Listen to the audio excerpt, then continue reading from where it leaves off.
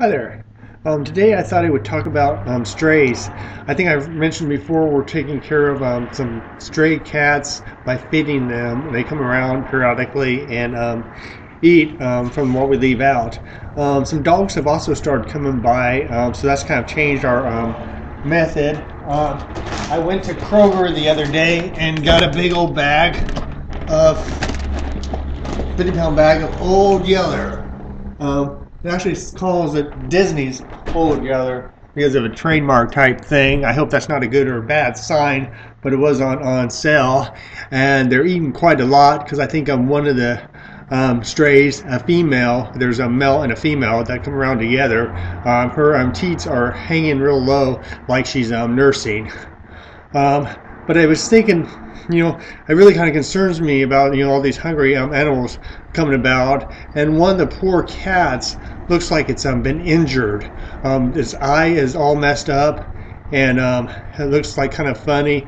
Otherwise, it's such a cute little cat. And what's kind of disturbing is, too, his injury doesn't look like the jagged kind that was done by another animal. It looks like something more deliberate. Like a cigarette or something other stuck into its eye. It's such a perfect normal shape in there, and so that's kind of distressing. And I'm feeding them and they're eating, and I'm trying to build up their trust with me. And I was thinking how I wish they would end up trusting me more, like especially that one that's injured, where I could actually show it some more care and maybe try to do what I can to take care of it some more, or maybe even take it to the vet, or at least maybe brush it or that type of thing. And that got me to thinking about trust and love and care, and those things that a lot of times seem kind of entwined. And I was thinking how trust is experience based, and it's much easier probably to get some creature to trust you, because you take an example of a material world, a bridge. You walk across a bridge and you're unsure if it's going to hold you. Well, if it holds you enough times, you develop that trust, that faith in the bridge, that the bridge can be reliable. If there's always food out, you can develop that trust that there's going to be food available, and you develop that habit of eating it. But a lot of times I was kind of conflating, I think, trust and love.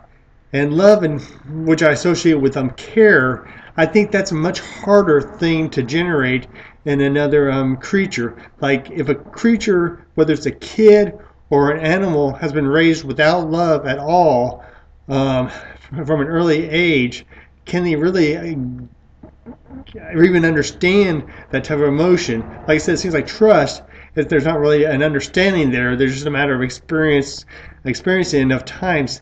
But I think care and love and things like that nature are much more dicey to get if you haven't ever experienced that before.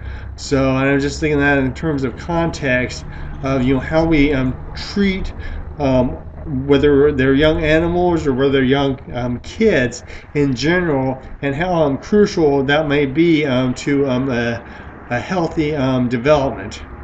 So I'm not sure what other people think about that, but it just makes me kind of feel kind of sad for these animals, because I think no matter what I do, whatever kindness, however, I'll try to be as kind as I can to them, but there's probably going to be a certain amount of wall that they've kind of necessarily built up around themselves because of the circumstances that they were kind of like thrown into and have experienced for this prolonged period of time. Just makes me sad.